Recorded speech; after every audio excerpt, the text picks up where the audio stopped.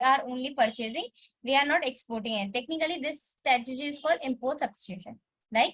Which aimed at replacing or substituting imports. So, for example, if, for example, you can make cars, vehicles. So, instead of importing it from others, what you will do, you will produce it in your own country, right? So, that is basically the import substitution. Now, the reason is, ma'am, why we needed import substitution. So, first of all, protection of domestic industries from foreign competition. So, over here, there were so many foreign industries, right? So, over here, they wanted it that they should protect their domestic industries from the foreign competition. Now, the reason is, ma'am, why we should protect the foreign countries, like our industries from the foreign competition. See, for example, you are somewhere in a new company, right? In a new company you are, and you are working over there. But suddenly, if I compare, if I will start compare with the old employees, this is you, right? So somewhere you will be like they are highly professional and everything. You will face difficulty, right?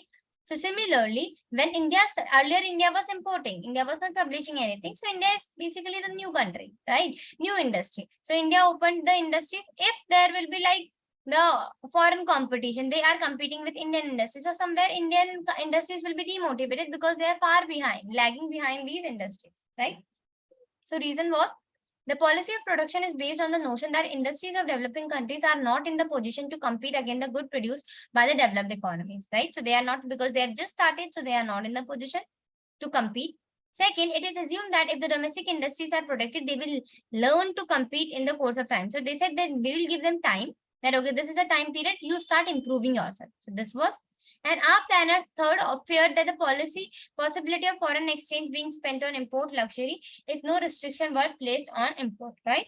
So over here they were feared that, for example, if there is no restrictions on a country, so it will automatically leads to destruction, and people will start importing the luxuries, and luxurious things have highly tax value. So these were the reasons. Now, ma'am, how they were protecting the import from the tariff and the like in two forms. So first of all, there was tariff. So tariff are the tax imposed on imported goods. They make imported goods more expensive and discourage. For example, this is a product you are getting in India, and this is the same product you are getting from US, right? In India, it is for 100 rupees. In US, it is for 50 rupees. So you are like, ma'am, we will purchase from US, but you have to pay 150 rupees tax. So in total, it will be for 200 rupees. So will you purchase it? No, ma'am, that will discourage you. So what India did, India added the taxes on the import. So people were like, no, there's a high tax on importing. So they were avoiding importing from the foreign countries. Then quota. So there was basically the quota, specifically quota for the goods. So like that, this percentage of goods will be produced in this country, this our economy and all that, like this. The efforts of tariff and quota is that they restrict import and therefore protect the domestic firms from the foreign competition. Clear? Yes, ma'am. Okay. So now, first of all, you will write foreign trade policy, import substitution. Then you will write this. Import substitution, you will this till here, right? And then you will write this. Protection of domestic industries, reason for protection. Ma'am, all the points under reason for protection. Till here you have to write for protection, first point, second point, and third point, right? Till here you have to write, and then protection given in import substitution, the government protected the domestic industry from the foreign competition. Reason for protection were this, first, second, third. Okay. Okay, ma'am.